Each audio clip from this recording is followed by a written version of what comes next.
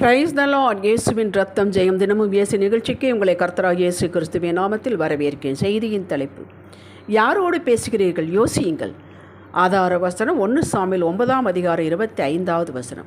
அவர்கள் மேடையிலிருந்து பட்டணத்திற்கு இறங்கி வந்த பின்பு அவன் மேல் வீட்டிலே சவுலோடே பேசிக்கொண்டிருந்தான். தேவ தரிசனம் பெற்றவர்களே, சவுலும் அவனது வேலைக்காரரும் காணாமற் போன கழுதையை தேடிக்கொண்டு சாமுவேல் தீர்க்கதரிசியிடம் கேட்கலாம், அவர் சொல்லுவார் என்று இவர்கள் போகிறார்கள். சவுல் தேவனால் அழைக்கப்பட்டவன். கழுதையை காணாமற் போக வைத்தது அவர்தான். இவன் போகிறான், நாம் போகிறோம் என்று நினைத்து போகிறார்கள். ஆனோ நிஜத்தில் நடந்தது, இவன் அழைக்கப்பட்டான். கழுதையை காணாமற் போக வைத்து தீர்க்கதரிசியிடம் அழைக்கப்பட்டான். அவனுக்கு என்று ஸ்பெஷலாக முன்னந்தொடை சமைக்கப்பட்ட உணவு வைக்கப்பட்டது. சாப்பிடுகிறான். கழுதியை பற்றிய கவலை வேண்டாம், அது கிடைத்து விட்டது என்று சொல்லப்பட்டது. பின் ஒரு மேல் வீட்டு அறையிலே சாமுவேல் சவுலோடு பேசிக்கொண்டிருந்தான் என்று நாம் பார்க்கிறோம். சவுலி இந்த மேல் வீட்டறையின் அனுபவம் தான் இன்றைய செய்தி. யாரோடு பேசிக்கொண்டிருந்தான்? தீர்க்கதரிசியோடு பேசிக்கொண்டிருந்தான். இந்த அனுபவம் நமக்கு வேண்டும். இதனால் என்ன லாபம், எப்படி பேசுவது என்பதுதான் செய்தி. நாமும் சவுலை போல எதையோ இழந்துவிட்டு அது கிடைக்குமா என்று தானே ஆண்டவரிடம் வந்தோம், இயேசுவிடம் வந்தோம். நாம் வந்ததை நோக்க நினைத்து பாருங்கள். ஆனால் அவர் நம்மை அழைத்தார். பல காரணங்களால் நம்மளை அழைத்தார். அழைத்தவர் உண்மையுள்ளவர். சும்மா நம்மை அழைக்கவில்லை. சும்மா டைம் பாஸுக்கு கொஞ்சம் நேரம் பேசி கொண்டிருக்கலாம் என்று அழைக்கவில்லை. நம்மை நித்தியத்திற்கு அழைக்கவே, ஆயத்தப்படுத்தவே அழைத்தார். அதில் நோக்கம் உண்டு, சிறந்த நோக்கம் உண்டு, உயர்ந்த நோக்கம் கொண்டவர். நம்மை குறித்து அவர் சாதாரணமானவர் அல்லங்க. நம்மை சாதாரணமாக ஆசீர்வதிக்க அவர் விரும்புவதில்லை. அவர் எப்படி பூரணரோ, சிறந்தவரோ, மிகச்சிறந்தவரோ அப்படியே நம்மை ஆக்க வேண்டும் என்று தான் விரும்புகிறார். உயர்ந்த நினைவுகள், வழிகள் கொண்டவர்கள். எஸ்ஐயா 55:8-9. இந்த மேல் வீட்டறையின் சம்பாஷணை எதை குறிக்கிறது என்றால், நம்முடைய ஜெப ஜீவியம், ஜெப வாழ்வு, அனுபவம் இதை குறிப்பிடுகிறது. அழைக்கப்பட்டவர்களாகிய நாம் ரட்சிக்கப்பட்டோம், அதாவது நீதிமான்கள் ஆக்கப்பட்டோம். அத்தோடு கர்த்தர் நம்மை விட்டிருக்கலாம். அதான் பாவத்தையெல்லாம் கழுவி விட்டாரே, நீதிமான்கள் ஆக்கி விட்டாரே, நாம் பிழைத்திருக்க விட்டிருக்கலாம். அது முழுமை அல்ல. என் பிள்ளையை நான் மகிமைப்படுத்த வேண்டும், அதாவது அவனை செவிக்க வைத்து, கேட்க வைத்து, நிறைவாக ஆசீர்வதித்து, சாட்சியாக வைத்து மகிமைப்படுத்த வேண்டும் என்பது அவருடைய ஆர்வம். யுக யுகமாக நாம் அவரோடு இருக்க வேண்டும் என்பது அவருடைய திட்டம். அவர் நீதியுள்ளவர். சுடுது மடி பிடி என்று போட மாட்டார். தன் பிள்ளையின் மூலம் மகிமைப்பட விரும்புகிறார். தான் மகிமைப்பட விரும்புகிறார், நம்மை மகிமைப்படுத்த விரும்புகிறார்.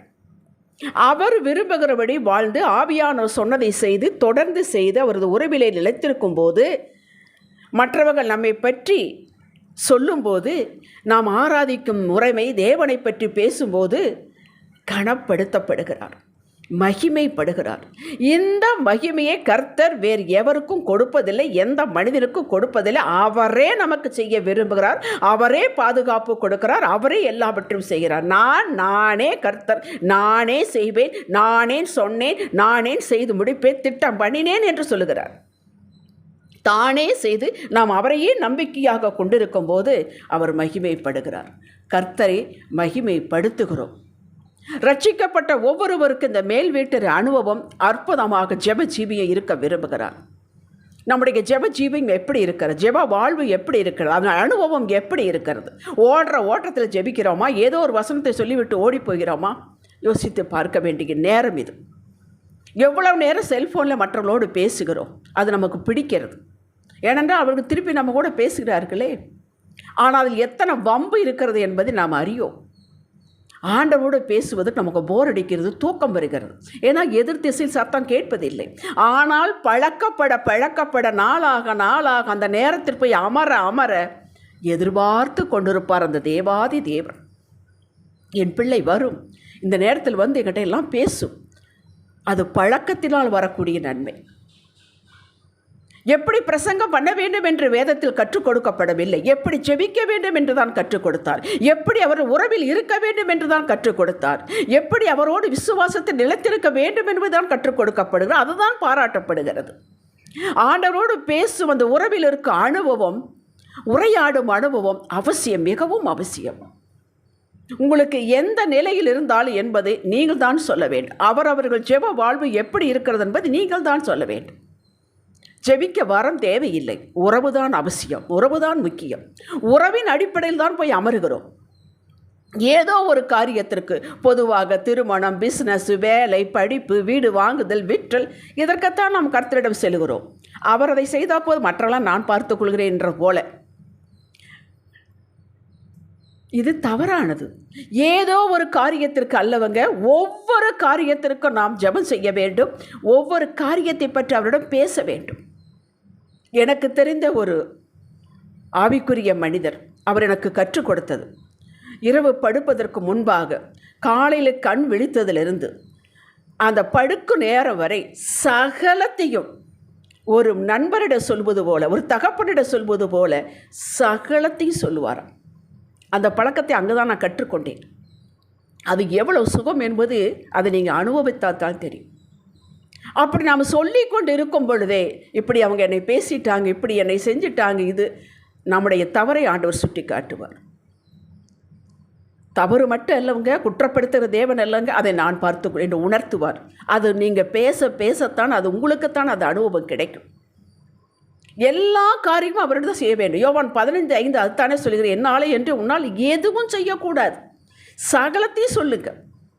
சமையல் கட்டுக்கு போகும்போதே வாயை விட்டு சொல்லி கொண்டு போக, தகப்பனே இன்று சமையல் ஆரோக்கியமாக இருக்கட்டும், சுவையாக இருக்கட்டும். எவ்வளவு நேரம் ஆகிவிடும்?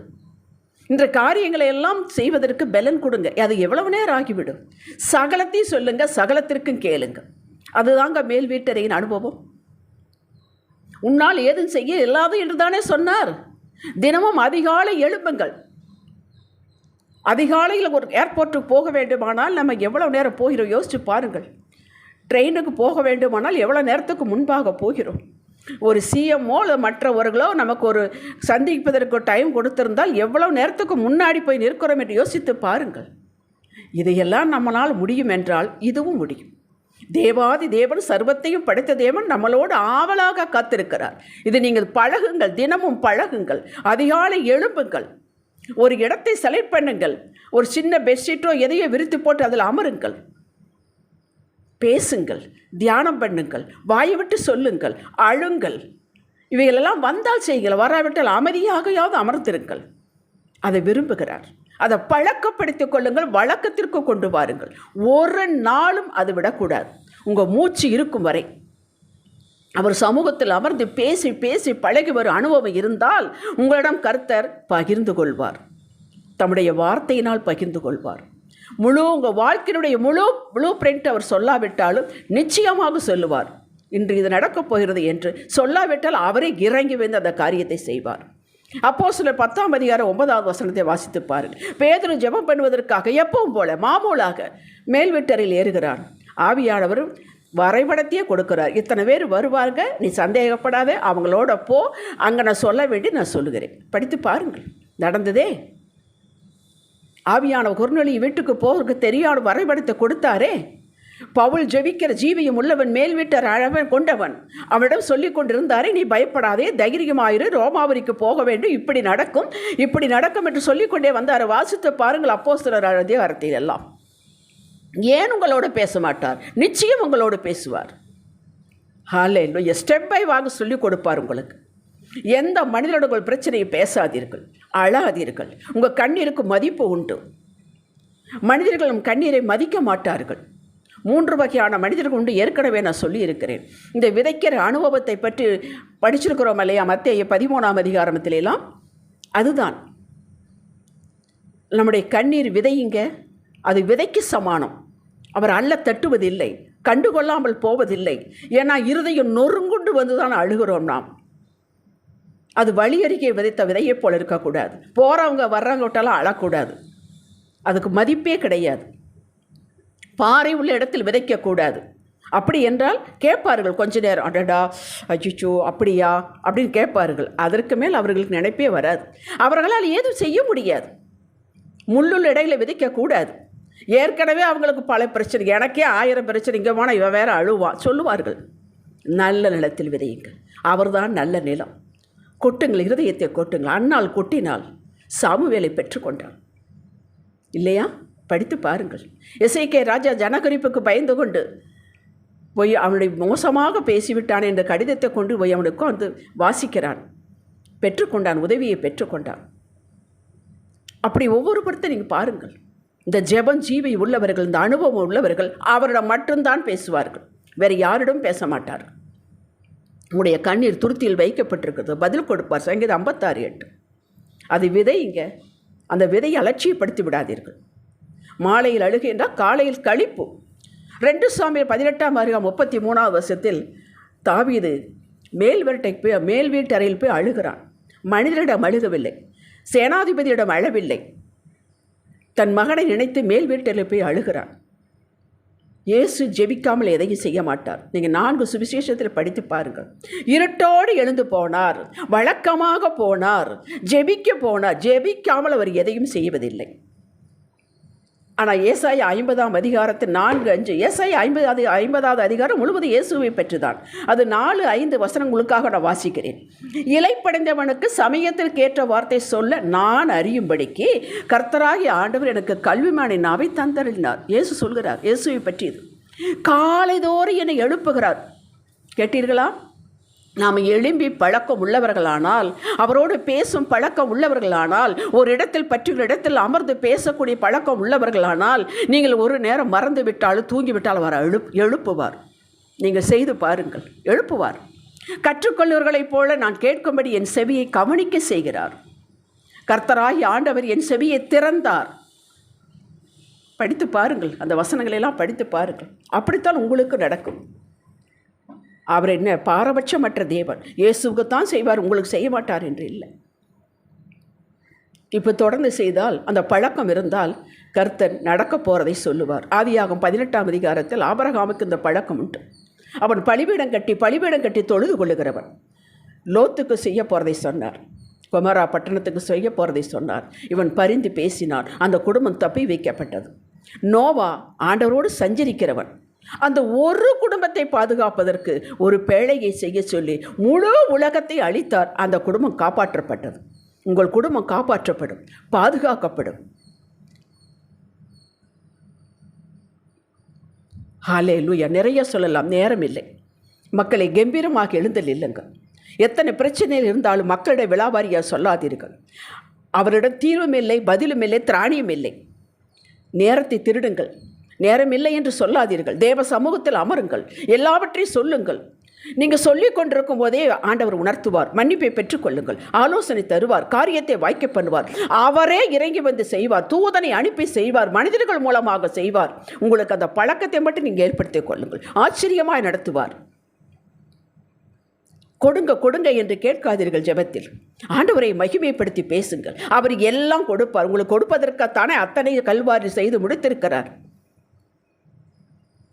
அவருடைய மன விருப்பத்தை அறிந்து பேசுங்கள். அவரை மகிமைப்படுத்தி பேசுங்கள். இதுதான் துதி.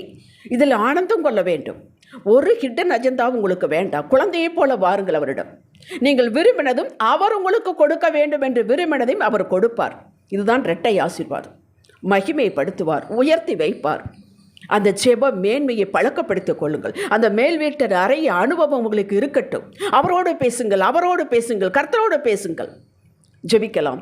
ஜெபத்தின் மேன்மை, உறவின் மேன்மை அறிந்தேன் தகப்பனே. உறவில் நிற்பேன், உங்களை விடவே மாட்டேன். உங்கள் சத்தம் கேட்பேன், கீழ்ப்படிவேன். உங்களை மகிமைப்படுத்திக் கொண்டே இருப்பேன். அதை நான் ஆனந்தமாக்கிக் கொள்வேன். இயேசுவை நாமத்தில் அறிக்கை செய்கிற அருமை பிதாவே, இன்றைய சிந்தனைக்கு கர்த்தரோடு பேசுவதை நிறுத்தவே மாட்டேன். ஆமேன். அல்லேலூயா.